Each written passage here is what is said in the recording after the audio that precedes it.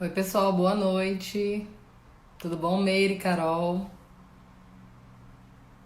Todo mundo querendo ver o professor Silvio aqui, né? Boa noite, pessoal.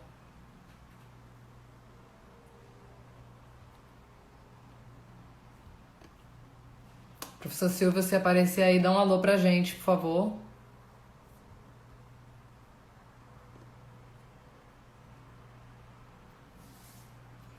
Oi, Carol, Igor, tudo bom? Andréia, Juliana, Emerson. Estamos aguardando o professor Silvio entrar aqui na nossa live. Oi, Antônio, querido, tudo bom? Elza Maria, Nadrianes.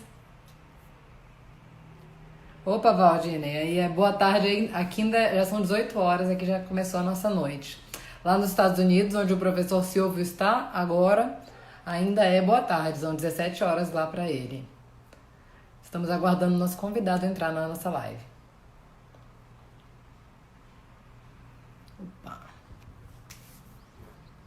Cris, Luciana, tudo bom? Oi, Nina, seja bem-vinda pela primeira vez aqui. Monique,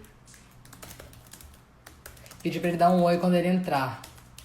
Opa, acabou de entrar aqui o professor Silvio. Então eu já vou mandar um convite para ele para a gente começar a nossa live. O professor Silvio, ele é. Vou passar aqui o currículo dele para vocês. Ele é doutor em Direito e Teoria Geral do Direito pela Faculdade de Direito da USP, professor da Universidade Presbiteriana Mackenzie e da Fundação Getúlio Vargas, professor visitante da Universidade de Duke, nos Estados Unidos, que é onde ele está agora, né?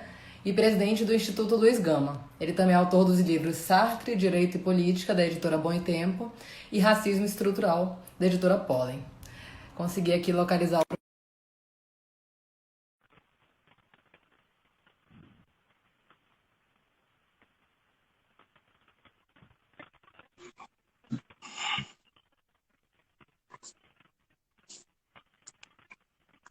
Boa tarde. Espera só um pouquinho que eu não estou te ouvindo.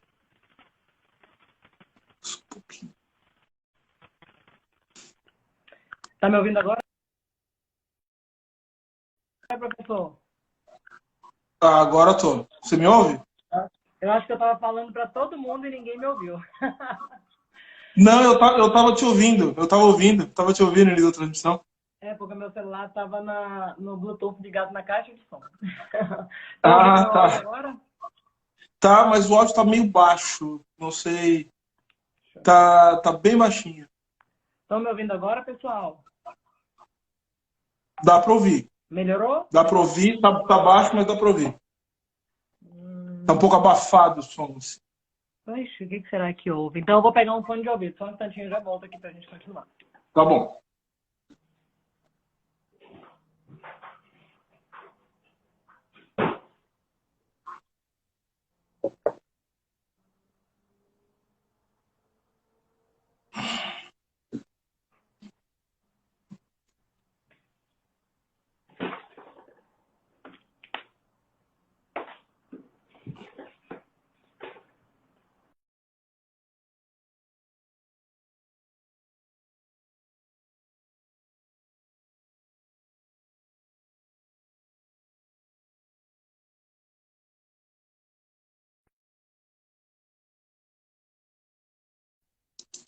Sei. Melhorou? Tá bem melhor. Ah, então pronto. Agora a gente vai poder se ouvir melhor.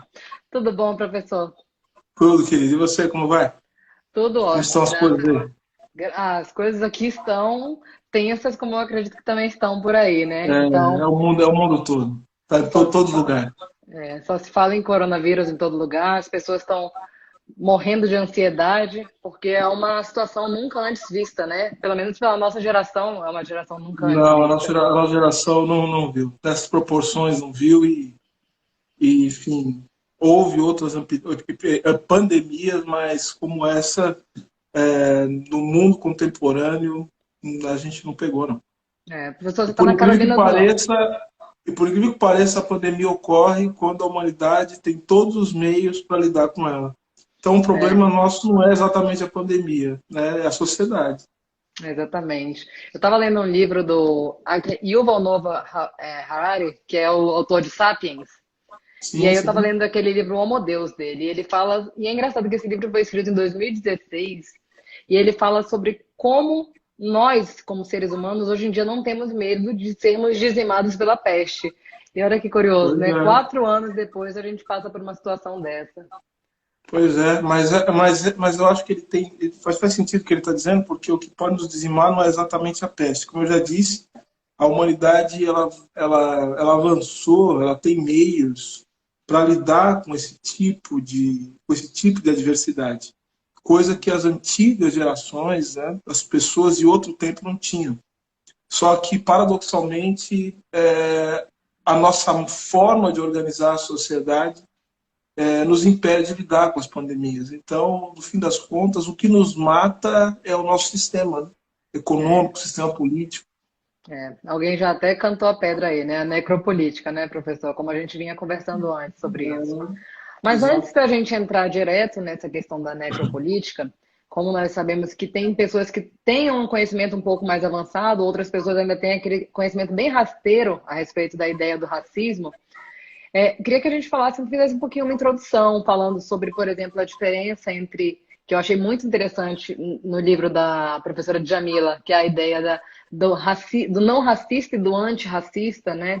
Para a gente explicar como a postura que pode realmente acabar com o mito da democracia racial, falar um pouquinho sobre a ideia do racismo estrutural, que muita gente às vezes já ouviu falar sobre esse nome, mas não sabe identificar o que é. E também trazer um conceito de necropolítica para quem não está familiarizado com esse termo ainda. Se a gente puder fazer essa Perfeito. introdução para os nossos seguidores. Claro, claro, claro. Bom, acho que é melhor a gente começar pelo racismo, né? Raça, racismo, enfim. Acho que a primeira coisa que a gente precisa estabelecer quando fala de raça é o fato de que a raça é uma criação histórico-social. Ela, como tudo aquilo que faz sentido para nós, ela é o significado da raça é dado a partir de um complexo de determinações sociopolíticas. Eu estou falando aqui do estágio econômico da vida social, eu estou falando aqui das formas de organização do poder, estou falando do Estado, estou falando, enfim, das instituições de uma maneira geral, estou falando do direito, ou seja, o direito é uma forma de classificação de subjetividade, de determinação dos sujeitos. Então, nesse sentido, o direito também concorre fundamentalmente para a criação do que a gente vem chamar de raça, que vai classificar as pessoas, e também o nosso próprio modo de transmissão da cultura, né? Então, o racismo ele tem várias, ele não é unidimensional, ele é pluridimensional e ele está relacionado a uma série de circunstâncias históricas e de estruturas sociopolíticas. Né? Parece complexo, mas de fato é. O racismo é isso mesmo. O racismo não é fácil de ver o que é racismo. Estou para dizer o seguinte: não existe raça na natureza. Né? O que existe são características, são determinações, são objetos naturais e que nós, enquanto seres humanos, vivemos em sociedade, classificamos isso por algum motivo, de alguma forma. Então, eu acho que a raça é isso, né? Agora, não existe raça se não houver um processo contínuo de produção dessas classificações e, portanto, desses sujeitos que vão incorporar a raça como se fosse algo natural. E esse processo é o racismo. O racismo é esse processo de constituição da raça. Né? Então, ou seja, primeiro você tem que ter o racismo para que o racismo seja aquilo que vai produzir a raça como uma condição social. Então, fundamentalmente isso. Eu achei interessante que eu estava assistindo a sua palestra lá no Congresso, lá na Bahia, recente, né? Que está disponível no YouTube, falando sobre a ideia de biopolítica, né? Que na verdade a ideia de raça ela foi criada como uma ideia de proteção da soberania, né? E aí depois ela foi sofrendo algumas mutações e hoje em dia a gente tem o conceito de raça como uma ideia que vai conduzir a necropolítica, que vai isolar pessoas e não mais proteger, né? Achei muito interessante esse paralelo. Porque não existe aquilo que eu estava dizendo antes, falando em outros termos, como você muito bem colocou, né? Não existe raça sem política. Né? A Uhum. raça é um processo, a raça é resultado de um processo histórico, e, portanto, ele está relacionado a uma série de contingências, né? Ou seja, a raça ela não é algo fixo, ela vai se transformando e mudando na medida em que a sociedade também muda, a cultura muda, as instituições elas funcionam de maneira diferente. Né? Depois eu quero dar um exemplo para falar disso, né, dessa mudança, que eu acho que nós estamos vivendo um momento de mudança e, portanto, nós estamos vivendo, talvez vivamos, né, muito provavelmente vamos viver uma reconfiguração da ideia de raça, da noção de raça nos próximos tempos. E também a raça é um processo histórico, é um processo político, portanto, ela está relacionada ao estágio dos conflitos sociais. O estágio que os conflitos sociais atingem em determinado momento da história, então, determinam o que é a raça. Agora, o que você coloca é bastante interessante, porque a ideia de raça, como eu falo no livro, nos meus escritos, é algo que tem data. Por ser histórico, tem um ponto na história em que a raça passa a fazer o sentido que faz para nós hoje, organizar o mundo como organiza o mundo de hoje. É a modernidade, é quando a gente começa a ver surgir a noção de raça, porque é quando o ser humano, né, o indivíduo, ele se separa da natureza e ele passa a ser algo que tem um status próprio diante da natureza.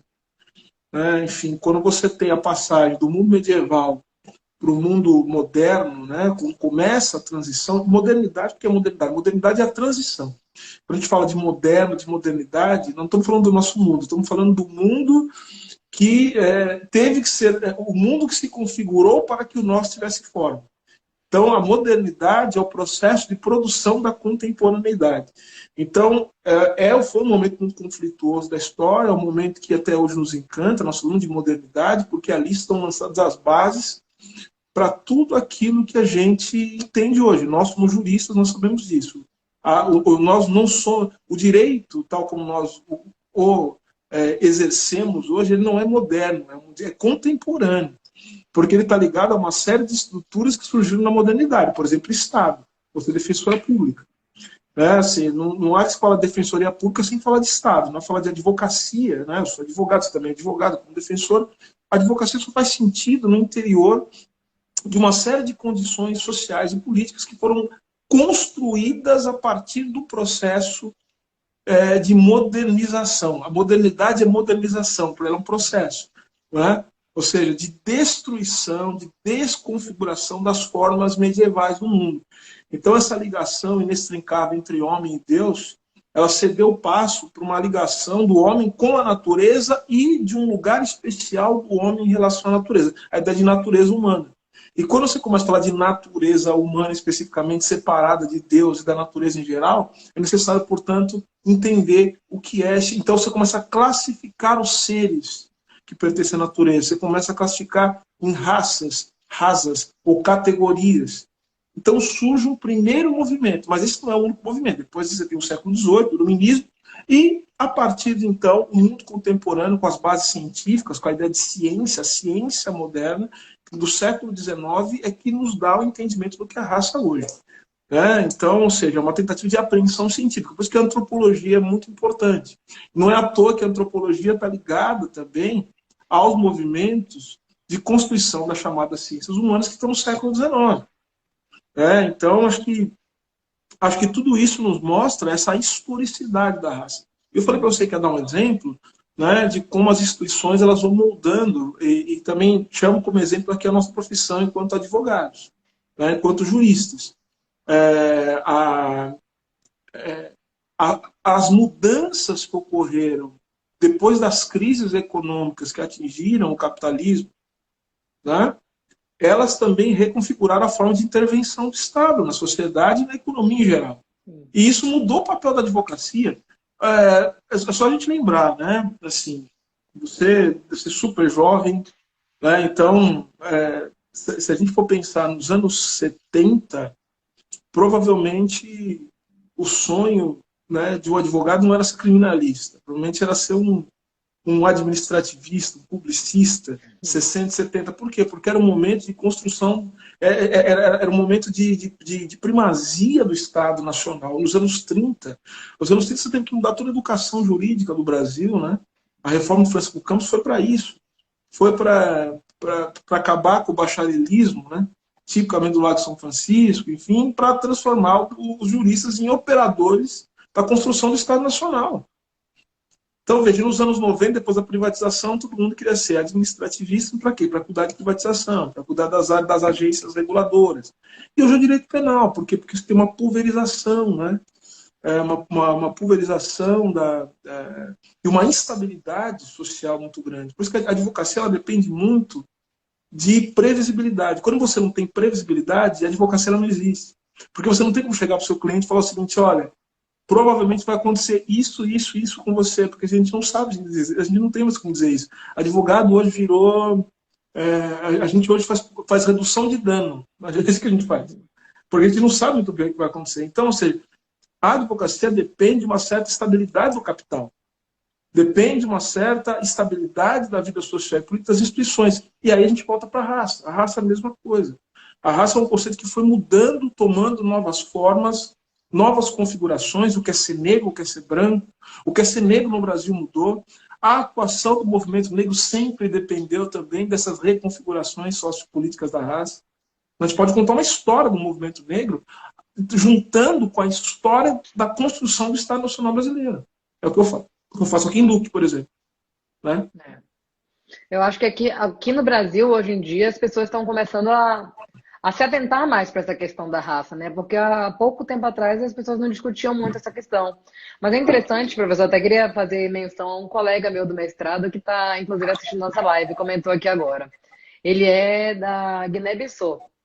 E ele estava contando como ele ficou chocado com o nosso conceito de racismo aqui, como o nosso racismo é diferente. Ele falou assim, eu não imaginava que o Brasil, um país que vive o mito da democracia social, era tão racista e discriminava tantas pessoas por conta da cor.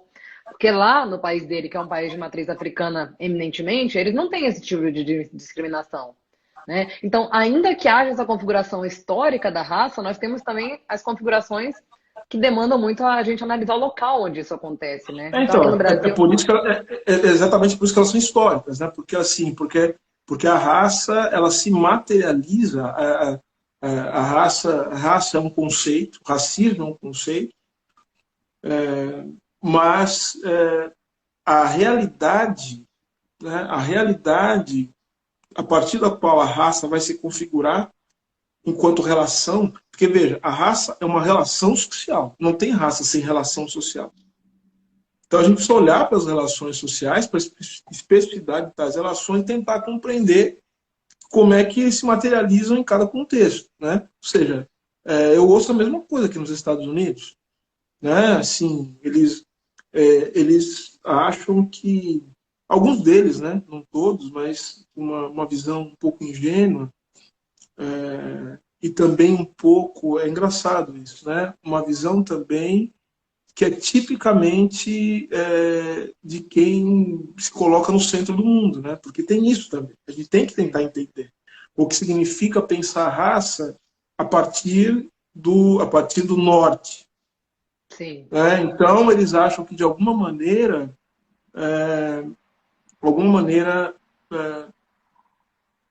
os negros brasileiros são um pouco, vamos dizer, o racismo brasileiro é um pouco mais, não é tão violento quanto os Estados Unidos, enfim, e que há uma certa acomodação aqui.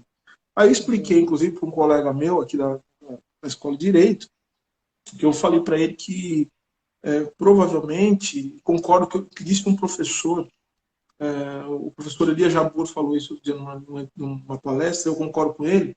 Eu acho que até os anos 80, as elites brasileiras, o Brasil chegou perto de ter alguma coisa chamada de elite. As elites brasileiras, elas foram talvez elas formaram talvez um grupo dos mais astutos do mundo, entre os anos 30 e os anos 80. E por que eu digo isso? Porque se construiu no Brasil uma estrutura social, né, institucional, de opressão tão violenta e tão eficiente que as pessoas, olhando de fora, e às vezes até olhando de dentro, acham que não tem racismo no Brasil. Então Exatamente. é muito interessante, assim, e foi um trabalho histórico e hercúleo e corajoso do movimento negro. Por isso que o movimento negro se divide em várias fases, né? E uma dessas fases é a fase da denúncia, realmente, de mostrar para as pessoas que existe o racismo no Brasil, dada o tipo de complexidade das estruturas ideológicas que se manifestam no Brasil. E uma coisa que é fundamental. Para que exista racismo, é necessário que haja também, eu falei de estruturas, instituições, é necessário que haja também uma forte carga de ideologização da sociedade. Tem que haver uma ideologia, né? Ou seja, tem que haver uma máquina de produção ideológica que faça com que as pessoas naturalizem, primeiro, a existência de raça. Ou então, que elas naturalizem que as raças têm determinado papel na vida social. E às vezes o recorte é muito profundo, como nos Estados Unidos, como na África do Sul, como na Alemanha nazista. Falando dos negros, pode também racializar outros grupos sociais que são racializados. Mas também a gente tem, e não podemos esquecer isso, de pensar também que uma das estratégias da ideologia é também, muitas vezes, ocultar a violência que existe entre os diferentes grupos raciais que compõem a sociedade. Então, assim, na verdade, e até comentando o que você falou, o assunto raça sempre foi uma questão no Brasil muito importante, muito importante. Sempre foi objeto de discussão. Os grandes intelectuais do Brasil sempre discutiram a questão racial, porque os grandes intelectuais estavam preocupados em discutir quais as condições e quais as bases para se formar uma nação, para integrar a sociedade. Uhum. Mas, ao mesmo tempo, integrar, mas mantendo a hierarquia social. E a raça Sim. é um fator fundamental para a integração e hierarquização da vida social. Estabelecer lugares de negros e de brancos. Aí você coloca no meio a meritocracia e você consegue explicar, a partir do racismo e das formas do racismo, né, toda a complexidade e a hierarquia da vida social e política. Por exemplo, estava vendo agora aí um comentário, né? Assim, eu estou procurando manter minha sanidade mental e estou estudando várias coisas aqui interessantes, do meu livro novo, enfim. Mas às vezes os comentários chegam, né? Me pediram para comentar o caso de um sujeito aqui dos Estados Unidos que teria ofendido uma das participantes do Big Brother, que eu também estou acompanhando o É. mínimo possível. Até ia já te Assim, perguntar também. Eu não estou acompanhando, mas virou. O comentário foi geral, né? não, assim, não, e outra coisa, eu não estou criticando quem acompanha, porque eu acho o seguinte, acho que no mínimo é interessante, a gente tem que acompanhar assim, um pouco o que acontece em relação ao que a gente chama de cultura popular, saber o que as pessoas, Sim. não é que a gente tem que ficar vendo isso e vibrando e tal, cada um faz o que quer na vida, cada um, as pessoas são livres, sabem daquilo enfim, daquilo que lhes faz feliz. Agora a questão é importante observar, porque isso diz muito também sobre a nossa vida, isso dá para entender uma série de aspectos da sociedade. Então, parece que ofendeu uma das participantes, né? E a minha amiga, né, minha querida amiga, Maju Coutinho. E parece que ele disse alguma coisa como que elas estavam lá só porque são negras e tal, né? Então, mas Exatamente. veja, isso é uma coisa interessante porque, veja, para um negro no Brasil, me parece que ele foi diretor de Foi diretor televisão, da alguma Band. coisa Foi diretor assim. da Band, Uma coisa é. assim. Pois é, aí eu sempre faço o exercício, eu fico me colocando assim, se o sujeito fosse negro, né? Sendo do jeito que ele é. Uma pessoa negra sendo do jeito que ele é, jamais seria diretor. É, Que coisa verdade. nenhuma. Porque assim, aí você vê que são pessoas que são pessoas medianas, geralmente são pessoas enfim, que não tem nenhum talento especial, que não tem nenhum tipo de brilho, que não tem O nenhum negro ele tipo tem que se de... sobressair, né, professor? O negro ele É uma coisa tem que ser fora impressionante, do porque normal.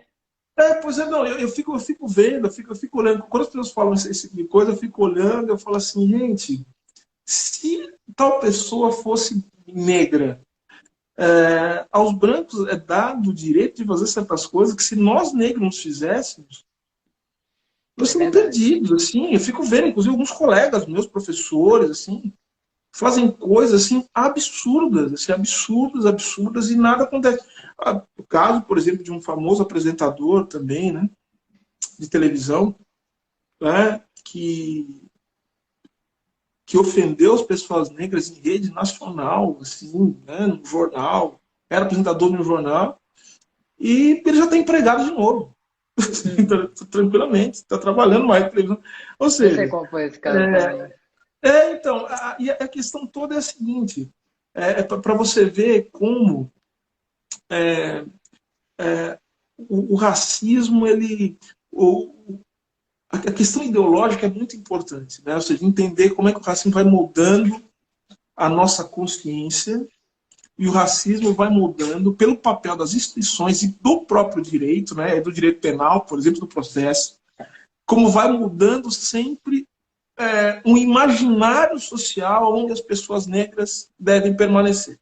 Né, É, você é que nesse, gosta de processo, está interessado em processo, é fundamental é, estudar processo e ideologia para sim, entender como o processo penal ele vai também, né, e o Foucault vai explicar isso quando ele fala do inquérito, né, como o inquérito, né, o inquérito ele é uma investigação não para chegar à verdade, mas para produzir uma verdade específica. sim.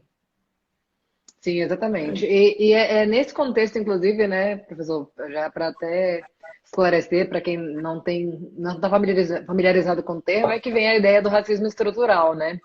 É de como as estruturas da sociedade permitem que a gente admita esse tipo de comportamento, como, por exemplo, esse comportamento contra a Maju, e provavelmente não vai acontecer nada com esse cidadão. Esse comportamento do rapaz que fez um comentário racismo ao vivo e também já está empregado. Porque as pessoas naturalizaram isso. Você fala isso num vídeo seu, né? Que a ideia do racismo é que é uma naturalização, né? As pessoas Sim, naturalizaram esse tipo de comportamento e sim, elas sim. reproduzem. Eu não sei se você já teve acesso, provavelmente já, né? Um livro chamado Racismo e Corações Impuros, que é de Lang Beyer. E nesse texto eu achei muito interessante, porque mostra como muitas vezes nós mesmos negros reproduzimos isso. Por quê? Porque isso vem de todos os lados da sociedade. Então, vem da mídia, vem do nosso estado, vem das nossas publicidades, vem da forma como as pessoas são tratadas. E é difícil de a gente não reproduzir. Um exemplo claro disso é aquela ideia do racismo oculto, né? Das palavras que reproduzem a nuvem negra, o lado negro, né, que a gente não percebe, mas está reproduzindo comportamentos que já são racistas porque já estão incutidos na sociedade, né? Mas então, você falou do rapaz. Se vai acontecer uma coisa, pode ser que aconteça uma coisa com ele, como já aconteceu, né? Por exemplo, acho que parece que ele já está tendo problemas. Mas aí que está, e esse é um dos pontos fundamentais porque eu trabalho com o conceito de racismo estrutural. Duas coisas. Primeiro, dizer que eu vou repetir isso, eu escrevi isso, até me cansa. Dizer que o racismo estrutural não implica em irresponsabilidade individual. Sim, As pessoas, elas têm que ser responsáveis e devem ser responsabilizadas quando, enfim, cometem atos que violam, do ponto de vista jurídico, do ponto de vista moral, certos consensos que foram estabelecidos, né, enfim, certos patamares ou parâmetros da vida social. Tudo bem. Agora, é o seguinte, volto a dizer o que sobre racismo estrutural. O racismo ele não é resultado da ação dos indivíduos, única e tão somente. O racismo é que produz os sujeitos racistas. sim, com Percebe? certeza. Então, são essas estruturas sociais e políticas, eu cito quatro, né, que são fundamentais: Estado, direito, economia e ideologia. São essas quatro estruturas que eu as divido apenas para que nós possamos compreender, mas elas atuam conjuntamente. Não tem Estado sem ideologia, não tem Estado sem economia, não tem economia sem Estado, não tem Estado e economia sem direito, e não tem nada disso sem ideologia. A ideologia, portanto, é um processo de produção de subjetividade. E, nesse sentido, produz os indivíduos. Então, você fala dos negros. Veja, o racismo não produz aquilo, né, ele não produz apenas aquilo que a gente pensa, mas produz aquilo que a gente sente. Reproduz os Sim, nossos sentimentos em relação às coisas. é a ideia do Então, Corações Impuros, né? O Corações Impuros exato. trata sobre Então, isso. Que nós não podemos nos penitenciar por pensar ou por sentir essas coisas, porque o racismo nos fez sentir essas coisas. Então, nós temos que achar formas de combater esses sentimentos de forma consciente. E é essa que é a ideia de ser antirracista e não só não racista, né? É você é isso. combater esse tipo de sentimento, É né? isso. Se a gente não se voltar, se a gente não pensar e não agir criticamente em relação às estruturas que reproduzem as nossas subjetividades, né? Ou seja, porque, assim, o racismo, ele não é produzido, ele não é só produzido pelos brancos. O racismo produz os brancos. Ele produz os negros também. Então, quer dizer, o seu amigo da África, de Guiné-Bissau, o seu amigo só é negro em relação. Como em relação? Se todo mundo fosse negro, ninguém seria. É, Você entendeu? É porque existe, porque você precisa criar uma linha que divide os seres humanos para que você possa classificá-los de maneira diferente. E essa linha é estabelecida pela modernidade. sim, É isso. sim. E aí, professor, acho que agora todo mundo já está no mesmo patamar aí, entendendo o conceito de racismo e como ele realmente é uma questão fundante da nossa sociedade, uma função, inclusive, que a gente tem que combater todos os dias, né? Não dá para achar que a situação tá. Já falou uma vez, falou duas vezes, é como você falou. Já falou milhares de vezes e não, tá até cansado de falar, mas tem que falar. Tem que falar todo dia, toda oportunidade, em todo lugar, em todo canal que a gente tiver a oportunidade de poder trazer esse tipo de reflexão, né? E a segunda reflexão que eu acho que hoje é ainda mais relevante é a ideia da necropolítica em tempos de isolamento social, que esse isolamento social está sendo muito duro para as pessoas negras de uma forma geral. Se a gente pensar no recorte de pessoas negras como pessoas muito pobres, né? Então, a grande maioria da população pobre, eu já vi várias pesquisas, várias estatísticas do percentual de pobres negros, mas eu percebo isso no meu dia a dia, na minha atuação como defensora pública. Não precisa ir muito longe.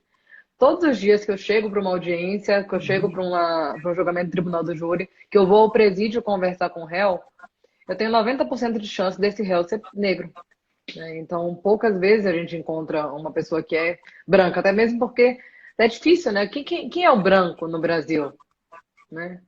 Mas eu acho que a gente tem que pensar, então, em como esse isolamento social ele está gerando mais necropolítica do que já havia acontecendo, né? Sim. Agora, é interessante falar da questão do isolamento social.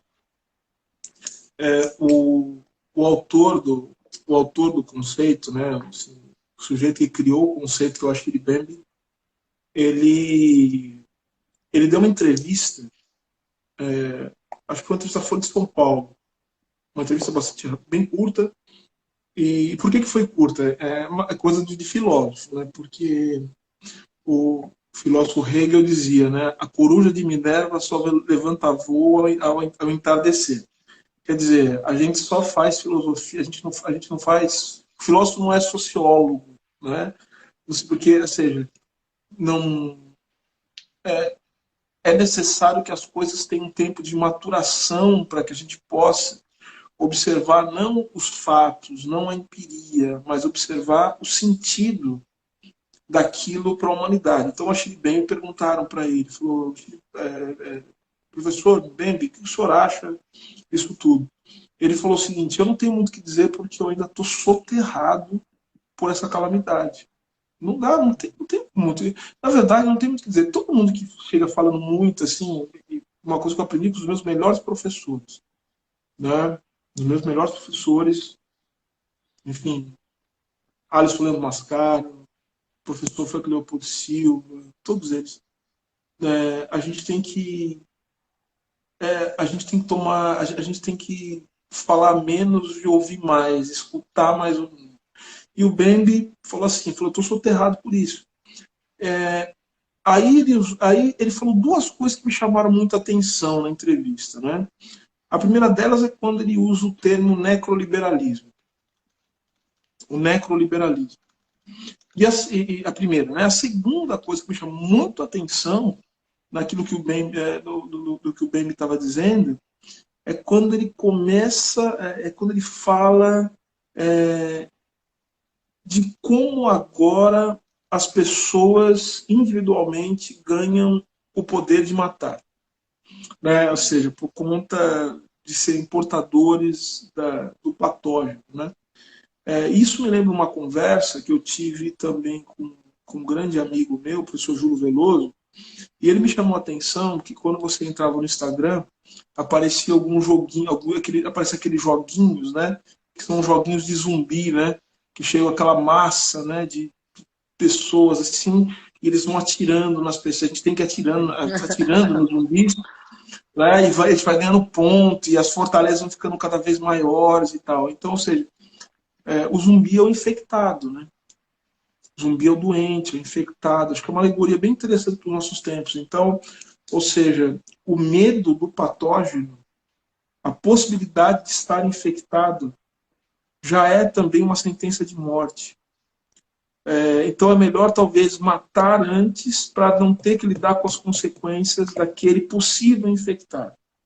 O fato de você ter agora a retirada, olha só que coisa, é muito grave isso, porque aquilo que nos humaniza na morte é justamente o fato da gente ter os rituais da morte. Isso é fundamental. Os rituais de morrer. Ou seja, nascer tem que ter um sentido, embora não haja um sentido prévio, né? Ou seja, o Sartre dizia isso, nascer é um absurdo e morrer também. Então, o que dá sentido é aquilo que a gente faz entre o termo inicial e o termo final, né? A gente chama de prazo, né? A vida tem prazo. Tem termo inicial e tem termo final. Né? Ou seja, não dá uma pedir dilação de prazo na vida. Então, é mais ou menos isso. Então, é isso que dá o sentido. Então, nascer é um ritual. É o batismo, enfim, é a festa, é a comemoração, o nascimento faz sentido. A morte também tem que ter um sentido.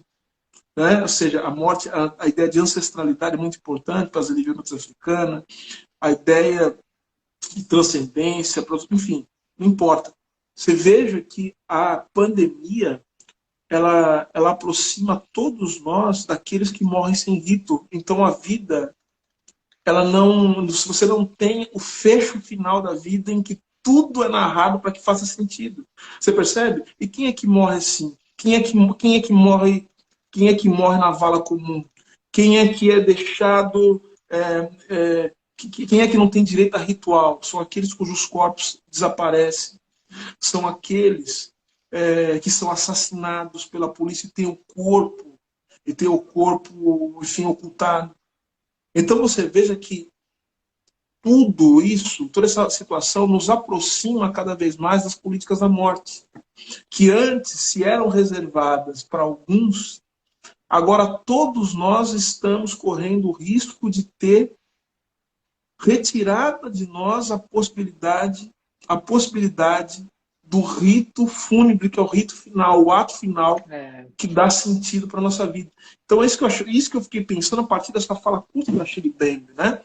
Ou seja, e tem uma coisa que ele fala no Crise da Razão Negra, que ele diz, ele não fala da necropolítica, mas está envolvido com necropolítica, ele fala do devir negro no mundo. O devir negro no mundo. O que significa o devir negro no mundo? Significa que sobre as condições do necroliberalismo, todos nós vamos aprender o que é ser negro. Até os brancos. Que vão aprender o que é ser negro. Percebe? É isso. Morrer na vala comum, uma vida que não faz sentido, morrer na miséria, entender o que é ter dinheiro, mas não ter como ser atendido no hospital, ser enterrado em cova rasa, você percebe? Então, e tudo isso poderia ser, tudo isso é política, tudo poderia ser resolvido. Tudo, hoje, aqui, falam-se nos jornais, o Brasil comprou um carregamento, né, de produtos hospitalares da China. Os Estados Unidos mandou 23 aviões enormes, passou na frente, pagou mais e deixou o Brasil na mão. Sim. O Brasil, há anos, economistas vêm dizendo que o Brasil não consegue fazer nem reconversão industrial e também não consegue ter uma política industrial. Ou seja, nós estamos pagando por anos de desindustrialização do Brasil, de falta de projeto nacional, e não tem projeto nacional sem projeto antirracista no Brasil. Esse é o ponto fundamental. Percebe? Então, por isso que a gente conecta desindustrialização, destruição da economia nacional, destruição da cultura e necropolítica. A necropolítica, ela assume uma forma específica na realidade brasileira. Então, em tempos de pandemia, nós estamos vendo, agora nós estamos assistindo, assim, eu não chamaria de camarote, porque aqueles que estão podendo fazer isolamento social e que tem essa possibilidade estão assistindo quase que de camarote o mundo pegar fogo, né? Assim, aquilo que os frankfurtianos chamavam o grande hotel abismo. Quem pode fazer isolamento social está num hotel na beira do abismo. Sim. É um hotel na beira do abismo. Você percebe? Então, assim, nós estamos vendo a ligação direta entre morte, burocracia e capitalismo. Nós estamos vendo o que significa isso agora. Percebe? É verdade. Isso é a necropolítica. Essa notícia do Trump com a compra dos respiradores foi realmente chocante para o mundo todo, né? Porque ele interceptou uma compra, ele mexeu nas dinâmicas econômicas de poder e passou na frente de quem estava lá. E a China vendeu. E a China vendeu. Porque a economia é a economia. Claro. Então, não tem como a gente falar num fenômeno de pandemia de saúde, como nós estamos vivendo hoje, sem tocar no ponto da economia. Então, tem esses aspectos macros de economia internacional que já interfere diretamente. O Brasil, coitado, né? Se ele for querer entrar nessa briga, a gente vai realmente ter muitas perdas. Mas também tem um aspecto micro, né? Aí que o Brasil não precisava estar passando por isso. Isso que é mais revoltante. E outra por que não, coisa, professor? Porque o Brasil teve todas as condições para ter uma política industrial. Entendi. O Brasil, desde os anos 80, nós estamos destruindo a indústria. Outra coisa, como é que a gente pode dizer que não tinha nada para fazer se nós, nos anos 80, fomos capazes de criar uma das melhores coisas que talvez a humanidade já criou, que foi o Sistema Único de Saúde? Verdade. O Sistema Único de Saúde tinha que ser, assim, nós tínhamos que ter um dia para comemorar a existência do Sistema Único de Saúde. Tinha que ser um orgulho nacional. Mas veja só o que é ideologia. Nós passamos, durante 20 anos, desmoralizando o Sistema Único de Saúde. Desmoralizando o Sistema Único de Saúde. Ou seja, teve um ataque ideológico, e até hoje isso acontece. Até hoje, no meio da epidemia, no meio da pandemia, as pessoas estão desmoralizando o Sistema Único de Saúde. Alguns especialistas, inclusive daqui, dos Estados Unidos, porque tem alguns estudiosos aqui na Universidade de Duke, é uma grande universidade também ligada à saúde. Né? A Escola de Medicina aqui, uma das melhores, né, do mundo. É da Ivy League, né? A Duke também? Não, a Duke, ela fica no sul, eu estou morando no sul dos Estados Unidos. Sul dos Estados Unidos. Ela é a única das grandes universidades americanas que não está na parte no norte dos Estados Unidos, né? É uma das grandes universidades do mundo. E os especialistas aqui estão dizendo, sabe o que eles estão dizendo? Estão falando o seguinte: se o Brasil não acontecer uma tragédia tal como acontece na Itália, será por conta de duas coisas. Talvez do isolamento social que alguns políticos estão fazendo, que as pessoas estão fazendo em alguns lugares do Brasil, na maioria dos lugares do Brasil, a despeito da vontade do presidente da República. Sim. E também por conta do Sistema Único de Saúde. Por incrível que pareça. Porque é o seguinte, no Brasil, a pessoa fica doente, ela tem o direito de ir para o hospital. Ela pode brigar para o hospital. Você, da emissora pública, sabe disso.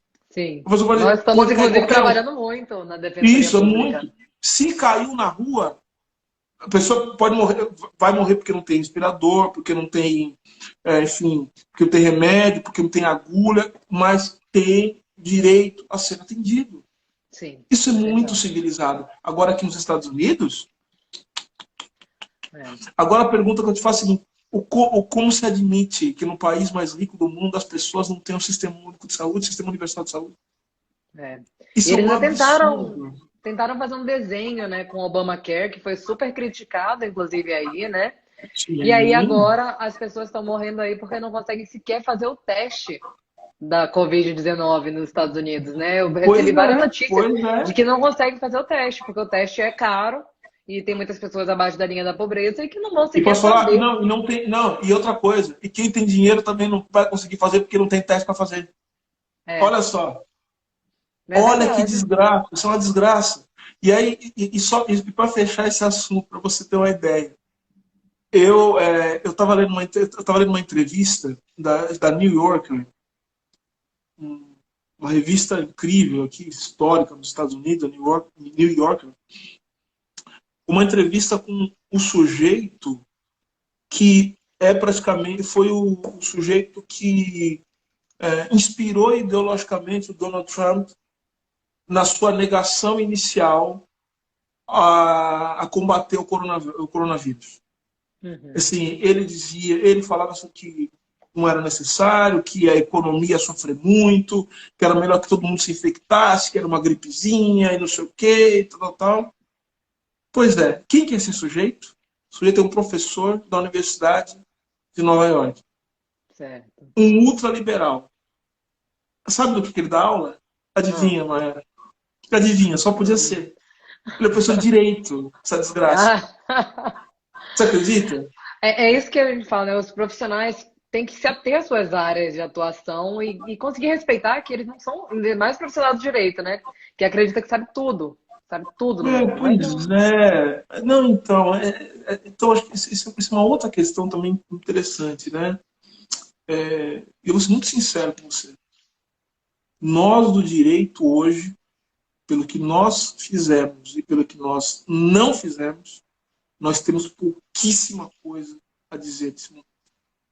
Aham, é A não verdade. ser que a gente tenha a possibilidade de pensar politicamente na construção das bases para salvar as bases jurídicas, se necessárias forem, para salvar a vida das pessoas e impedir que o porque nós somos que vem sendo há anos, vem sendo pensamento anti-ciência que há anos vem sendo cultivado, vem sendo decantado. A gente tem colocado lado a lado pensamento científico, inteligência, ao lado de monstruosidades, chamando de debate, por exemplo. Para que serve isso? Simplesmente para você equiparar burrice e inteligência, para que no final das contas a violência da burrice acabe vencendo a inteligência. Nós estamos vendo isso agora no Brasil, É né? verdade. Sentado na cadeira da presidente da República. É, Você percebe do que nós estamos sendo vítimas? é. Então, Mara, assim, nós do direito, Isso, nós vamos nos repensar. Nós temos muito pouco a dizer.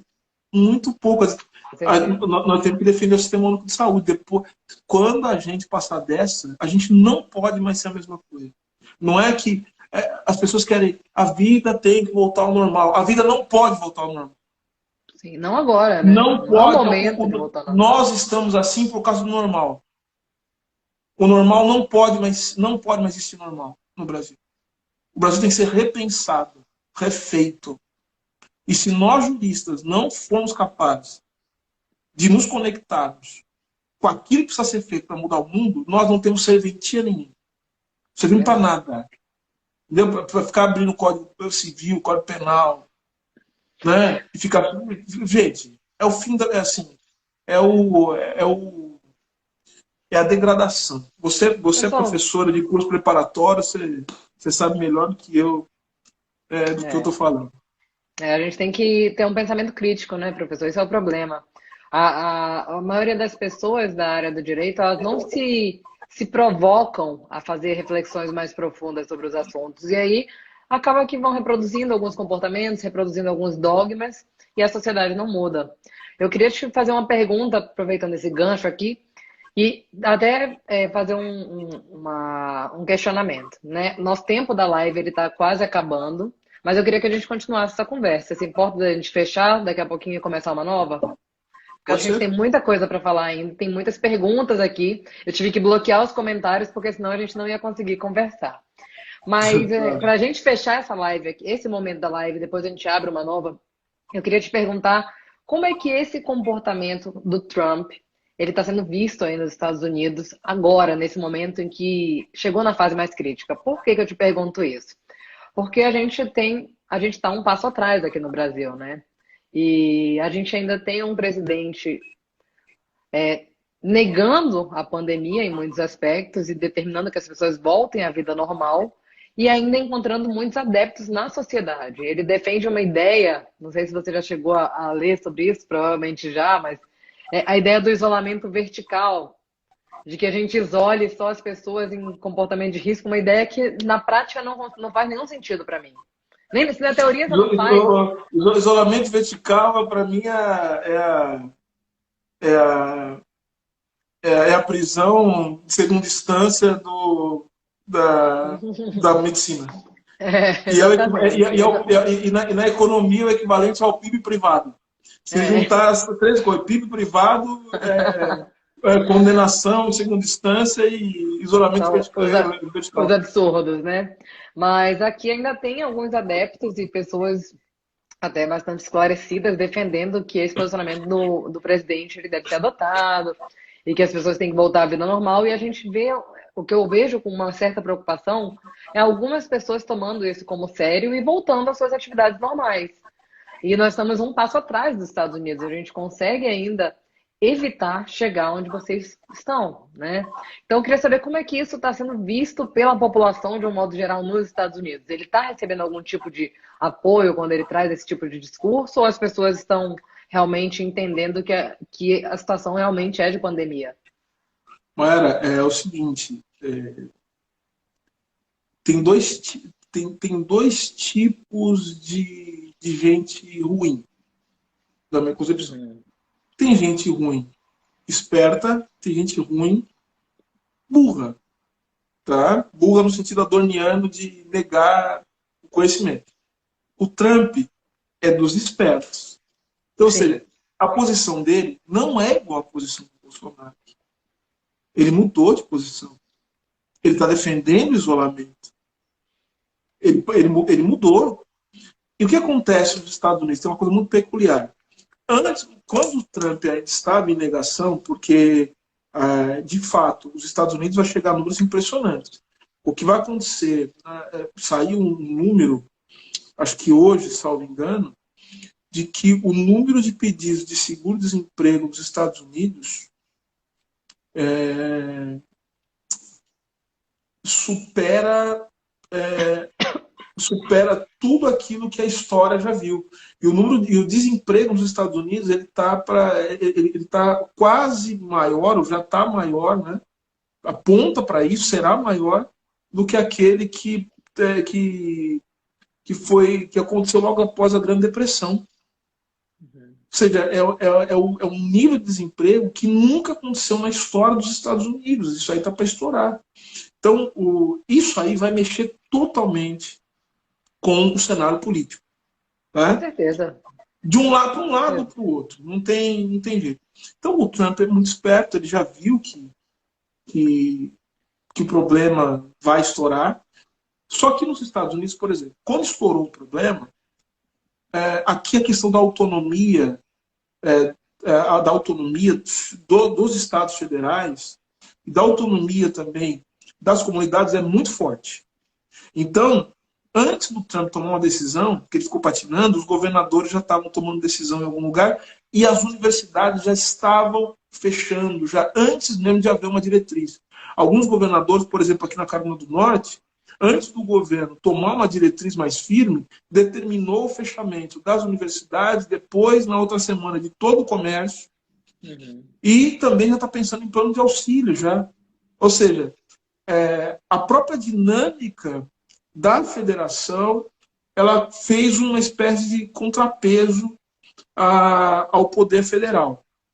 No Brasil, a situação é um pouco diferente, muito diferente, porque existe uma dependência maior do poder central. Então, a articulação de políticas, ainda que no caso da saúde você tenha uma competência comum, ela depende muito do governo central. E no presidencialismo, a figura do presidente ela é muito forte. Ela é muito. É uma figura que também reúne aquilo que a gente pode chamar de um aceno ético-moral para a sociedade em relação aos rumos que vai ser tomado. Ou seja, o Brasil e os Estados Unidos não têm liderança. Saiu uma pesquisa hoje também mostrando que a popularidade do primeiro-ministro da Inglaterra foi para o buraco, porque ele também estava no negacionismo. Você entende? E isso explica também o movimento de alguns políticos, os governadores, o governador de São Paulo, o governador do Rio de Janeiro, como é que eles estão também se reposicionando diante do tabuleiro. Até porque, o que acontece? Em sendo competência comum, eles já perceberam a estratégia do presidente de jogar nas costas deles, governadores, tudo que vai acontecer de ruim, e vai acontecer coisa ruim, já está acontecendo por causa da crise. Ou seja, se tiver desemprego e não morrer tanta gente, ele não vai dizer parabéns, porque vocês agiram rápido. Ele fala assim, tá vendo? Era só uma gripezinha, e olha só, vocês destruíram a economia por causa da gripezinha. Se tiver uma mortandade, o que ele vai dizer? Tá vendo? Vocês fizeram destruir a economia e ó, um monte de gente morreu. Exatamente. O que é isso? É uma covardia. Você percebe? Ele lavou as mãos, ele foi na contramão de todo mundo e ele tá com o discurso pronto para o que deve né? Sim, mas ele sabe ao mesmo tempo que o poder dele está sendo corroído. Sim. Enfim, a situação do Brasil é muito ruim. É diferente, não dá para comparar a situação dos Estados Unidos e a situação do Brasil nesses termos. São dois alucinados, só que um é esperto e o outro não é tão esperto assim, não. O outro, e ambos só chegaram lá porque tiveram o caminho pavimentado, né, pelos donos do grande capital, pela grande imprensa, né, que no Brasil também já está querendo roer a corda, mas que é responsável. Eu costumo dizer o seguinte: não adianta depois ficar horrorizado com os corpos carbonizados, porque Nero botou fogo em Roma quando você apoiou a chegada de Nero ao poder. Sim, com certeza. Então a gente tem que pensar nisso. Segura esse raciocínio, eu vou encerrar essa live e a gente já volta, tá? Com outra live pra gente continuar, porque tem muita coisa legal para falar ainda. E os alunos estão loucos para fazer pergunta. Então na próxima eu vou liberar algumas perguntas pra gente responder. Tá bom, pessoal? A gente já volta. Tá bom.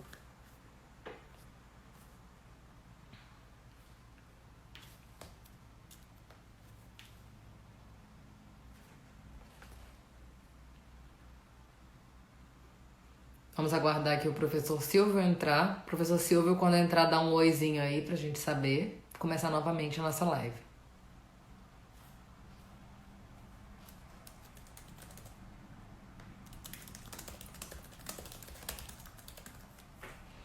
Pessoal, nessa nova live agora, eu vou liberar os comentários, tá? E eu vou pedir que vocês façam perguntas por meio do item de perguntas que tem aqui do lado. Tá? Pra gente tentar organizar e eu colocar as perguntas na tela também para facilitar aqui até do professor poder identificar a dúvida de vocês, tá bom? Então, coloquem as perguntas todas, só vamos responder as perguntas que estiverem no ícone de perguntas, tá? Quem fez perguntas na live anterior, eu tentei salvar algumas, mas ela não vai ficar de forma dinâmica, então eu vou pedir para vocês fazerem novamente as perguntas por aqui, tá bom? Deixa eu convidar o professor, que ele acabou de entrar novamente.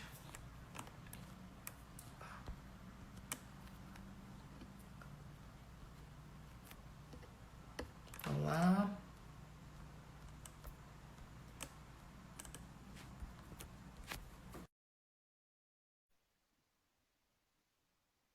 Oi. Certinho, professor Silvio. Então, a gente vinha falando sobre essa diferença de postura, né, dos dois presidentes. Aqui no Brasil, a gente ainda tem mais um agravante, né? A gente tem o ministro da Saúde contradizendo o presidente da República, né? Para ainda agravar ainda mais a situação. A área técnica não concorda com a área política, De uma né? área de malucos, né? Você tem uma área de alucinados e uma área de gente tentando. Mas, Na verdade, isso aí. Eu escrevi um texto no começo desse governo, que eu dizia o seguinte: que esse governo, na verdade, ele tem três. Isso é um projeto, né? Esse governo ele tem três partes, que agora estão todas desconjuntadas.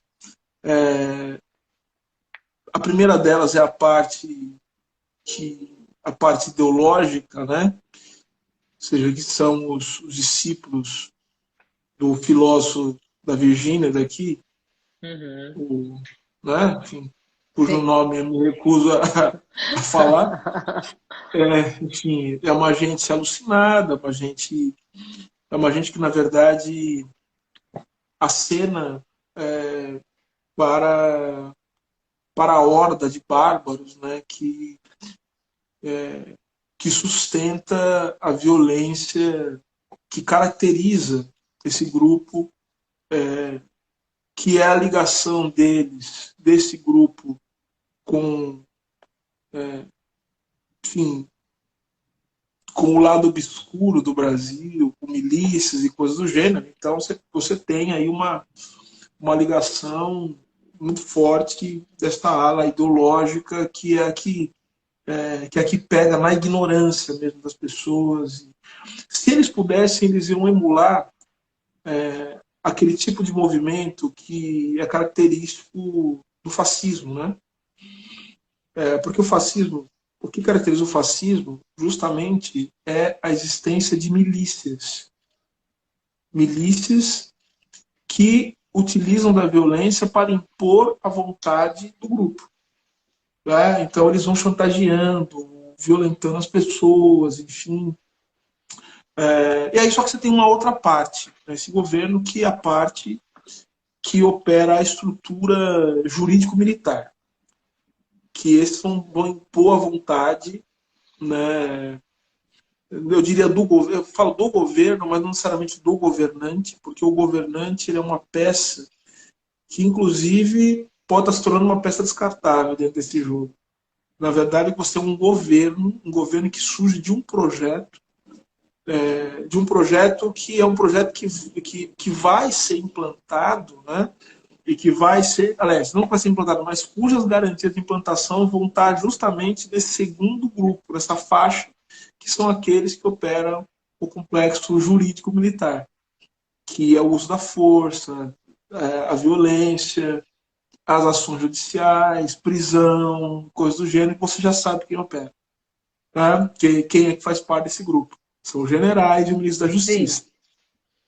Só que você tem o terceiro grupo, só que esse grupo é o grupo chamado de racional, que são, de fato, aqueles que vão. São aqueles, inclusive, que a mídia costumava falar bem. Agora já o coronavírus já bagunçou um pouco. São aqueles tidos como os mais técnicos, a melhor equipe, que são os economistas. Sim. Essa gente não rasga dinheiro, essa gente não é doida, essa gente, enfim, esses têm um projeto realmente, e agora eles estão sendo um problema.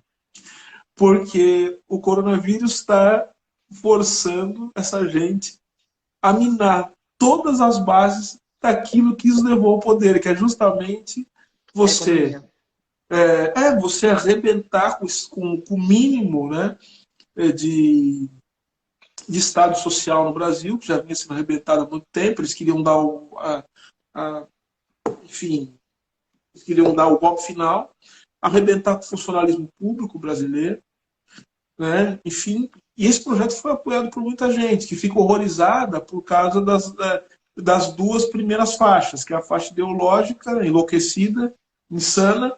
Os insanos ficam enlouquecidos também, e fica também vendo assim, com aquele olhar liberal, ai, nossa, como é que pode? De tantos generais, tanta É, violência, não sei o quê. Mas, assim, apoiaram o fato dessas pessoas terem chegado ao poder e implantado esse é. projeto demoníaco, nefasto, que agora está se mostrando, né, como um empecilho para se combater a maior crise social que o mundo já viveu nos últimos, sei lá, desde da Segunda Guerra Mundial. A gente não tem um problema desse de tamanhas proporções. É, Né? Enfim, é. E daí que o surge esse governo está discurso, padecendo. né? Daí que surge esse discurso de pedir para as pessoas voltarem às ruas e determinar o isolamento vertical e dizer que é só uma gripezinha. Isso Porque é o coronavírus desespero. Não, é o abalou o desespero. projeto político deles. Não, é desespero, mas só tem uma coisa aí também. Eu falei de ideologia. A gente está. Essas pessoas, eu falei, elas não são doidas. Uhum. Elas elas funcionam em nome de um determinado projeto de mundo. Então, veja só, eventualmente podem ser, mas o fato de uma pessoa ter algum tipo de problema, né, não quer dizer que a pessoa vai fazer o que os sujeitos estão fazendo. E não fazem. Você percebe? Isso não tem a ver com um problema com doença mental. Isso tem a ver, de fato, com um projeto de destruição, que passa por cima das vidas humanas. Então, veja só, o discurso do presidente é um discurso alinhado com uma série de empresários do Brasil. A gente viu isso a semana passada. Uhum. Alinhado com uma série de empresários. Morrer 5 mil, 6 mil, não importa, não tem problema, porque morrer 5 mil, 6 mil, porque vai morrer muito mais. Como é que a gente pode destruir a economia? Aí o mesmo sujeito que falou isso, ontem ele demitiu 600 pessoas. Então, ou seja, você percebe, então, É que, incoerente, que né? há É por trás incoerente. disso, não é incoerência, não é incoerência. O que você tem é, de fato, você tem uma espécie de determinação ideológica, de um certo modo de pensar o papel da economia, que é infiltrada pelo darwinismo social. O neoliberalismo, historicamente, é só ler os textos, né, do Mises, enfim, até Hayek. Você tem até um texto do Simmons, em que Uhum. ele fala de como o regime de segregação racial na Rodésia é muito eficiente. Então, você percebe? Ou seja, e de alguma forma, o que eles estão dizendo? Que o mundo é concorrência e só aqueles que forem mais aptos é que vão sobreviver. Então, o que acontece? Se você parar tudo por causa de pessoas que iriam morrer, isso vai prejudicar aqueles que teriam mais condição de sobreviver, os mais aptos, que é o que merecem, aqueles que merecem viver. Então você percebe o que está por trás disso? Isso está por trás também de chamar a renda básica emergencial de Corona Voucher, então, como estão chamando, porque a ideia de voucher, que é a ideia? A ideia de que você recebe um papel, né? Você recebe um Sim. documento, e que você pega isso e você leva para o mercado para receber alguma coisa. Isso, veja, não é direito. Você recebe um voucher e você vai trocar por alguma coisa no mercado. Isso, a renda básica emergencial é direito, é prestação estatal, Sim. é renda que é dada ao cidadão para que o cidadão possa ter uma vida Sobreviver. digna. Sobreviver, na verdade, Sobreviver, né? A gente nem sobreviver fala, não fala nem em vida digna, a gente fala em sobrevivência em mesmo. sobrevivência, ter uma É, vida. é. Então, quando você coloca a ideia de voucher, qual que é a ideia? É você dizer o seguinte, olha, vai lá, o mercado que vai resolver o seu problema, o governo vai te apoiar para que você possa ir até o mercado para o mercado resolver o seu problema. Quem É. resolve o problema é o mercado, não é o Estado. E aí, Sim, nesse sentido, você impede que a renda básica emergencial se torne renda básica universal. sim. E aí, Você percebe, então, que é uma operação ideológica? Então, não é só uma questão de jogo de palavras. É uma e é questão engraçado. ideológica. É uma formação, convencer as pessoas de que isso aí tem que acabar, quando acabar o Aham. coronavírus. Sim, entendi.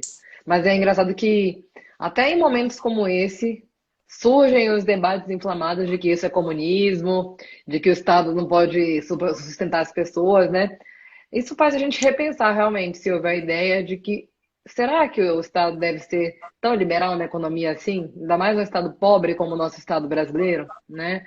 A gente está pagando a conta agora dessa ideia de trazer uma nova tecnologia, né? De mudar a nossa forma de trabalhar um Estado que ainda nem era suficiente no formato anterior, né? E aí você tirar mais benefícios em prol de uma economia para quem, né?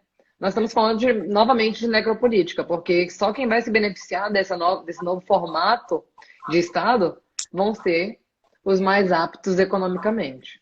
Mas a gente tem também que fazer essa análise da necropolítica em relação às pessoas que vivem nas favelas, as pessoas que não podem estar em isolamento social, porque também tem esse aspecto, né?